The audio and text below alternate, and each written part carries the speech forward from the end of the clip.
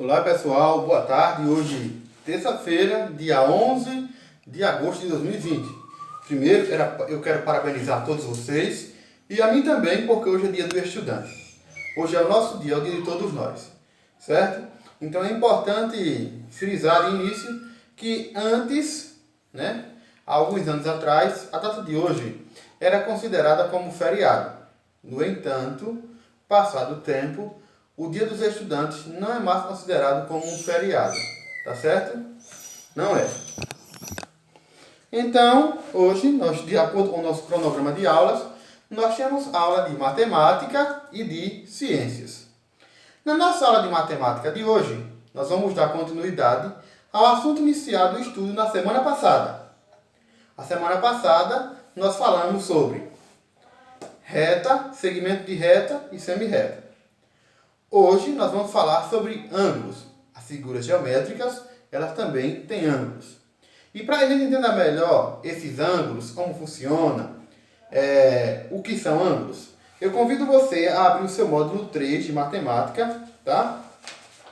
Da página 170, porque o nosso assunto de hoje, ele vai da página 170 até a página 173, certo?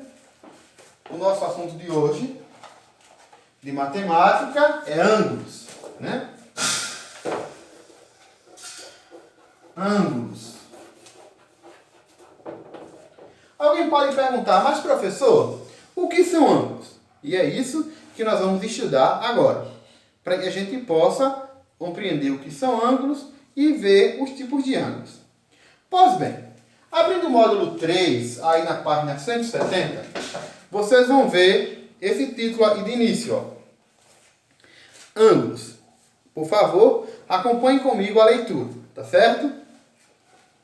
Podemos identificar a ideia de ângulo em diversas situações cotidianas. Veja algumas delas. Nós aqui temos dois elementos, um notebook e uma gangorra. Se vocês observarem, nessa partezinha do notebook, ó, tá vendo? No cantinho, e tem como se fosse um círculo com uma ponta. E aqui também na gangorra do mesmo jeito. Pronto. Ângulos. Aí tem o exemplo de dois ângulos. Um observado na abertura do notebook e o outro observado no movimento da gangorra, na inclinação da gangorra. Pois bem, vamos continuar. No quadro amarelo, aí logo abaixo das figuras, tem o conceito de ângulo. Como assim, professor, o conceito? A definição está dizendo o que é um ângulo. Vamos ver comigo. Ângulo é uma figura geométrica formada por duas semirretas da mesma origem. Quando duas semirretas partem da mesma origem, aqui eu formei um ângulo. Olha meu dedo, mais ou menos aqui. Aqui tem um ângulo. Fechando as duas, saiu das duas origens da semirreta. Vamos lá. Observe a seguir a representação. Então, nós temos aí, né? Observe a seguir a representação do ângulo AOB. As semirretas OA e OB são os lados desse ângulo. O ponto O, origem das semirretas, é o vértice desse ângulo.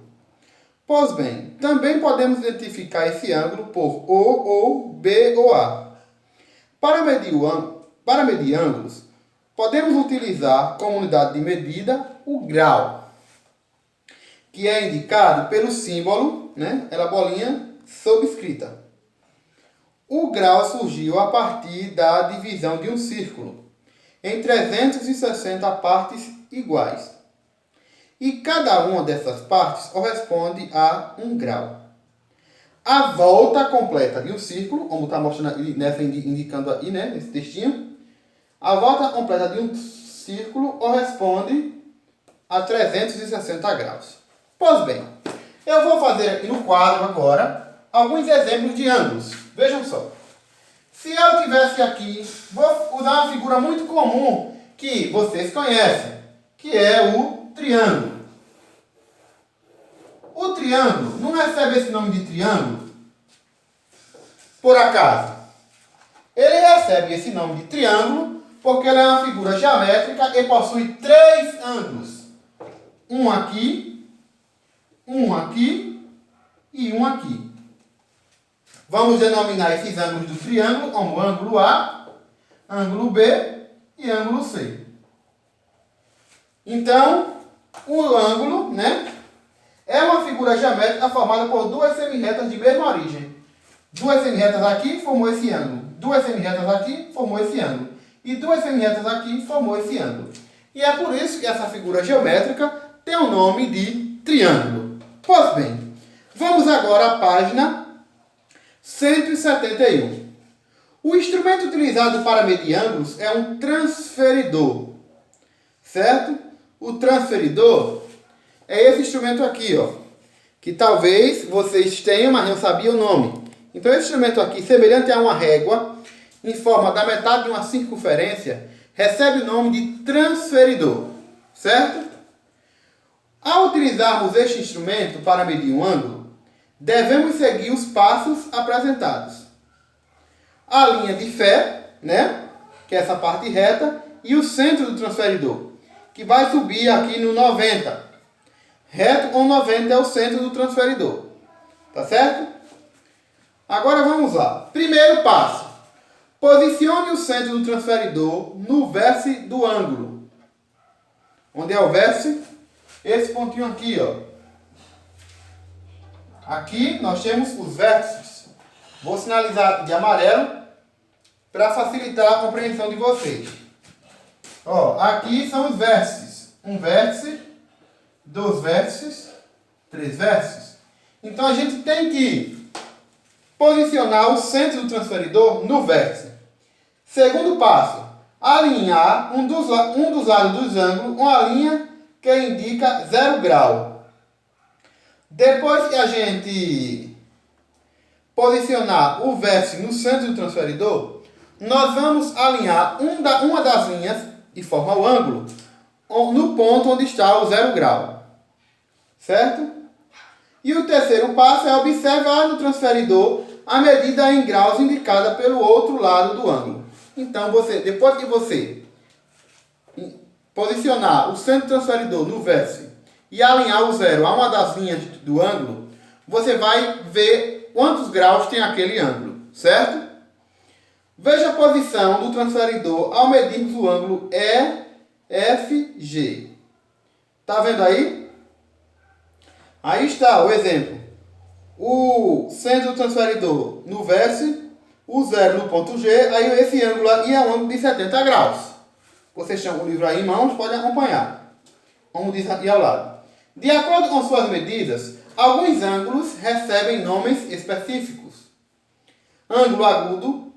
O ângulo agudo é o ângulo com medida menor do que 90 graus. É o exemplo desse ângulo, né? Onde tem desse exemplo do transferidor, de 70 graus. Então, aqui é um ângulo agudo. Além do ângulo agudo, nós temos também o ângulo obtuso, quando ele tem medida maior que 90 graus. Nós temos o ângulo reto, quando tem medida igual a 90 graus. E temos o ângulo raso, com medida igual a 180 graus. Certo? Eu trouxe para vocês aqui alguns exemplos. Eu não vou mostrar para vocês, na prática, como usa o transferidor, porque eu não tenho um transferidor aqui em mãos, tá certo?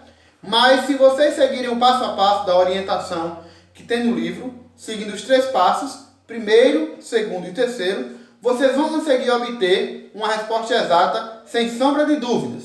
É importante apenas que vocês sigam piamente os passos indicados. Primeiro passo, posicionar o centro do transferidor no vértice do ângulo. Segundo passo,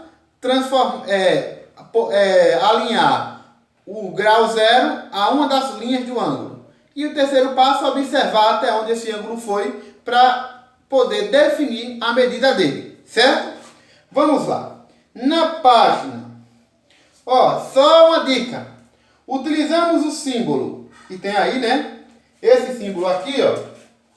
Vou mostrar para vocês mais amplo, para facilitar a visão. Esse símbolo aqui, ó, com um pontinho no meio, para indicar um ângulo reto. Lembrando que o ângulo reto é aquele ângulo onde O ângulo reto é aquele ângulo onde ele mede exatamente 90 graus, tá certo?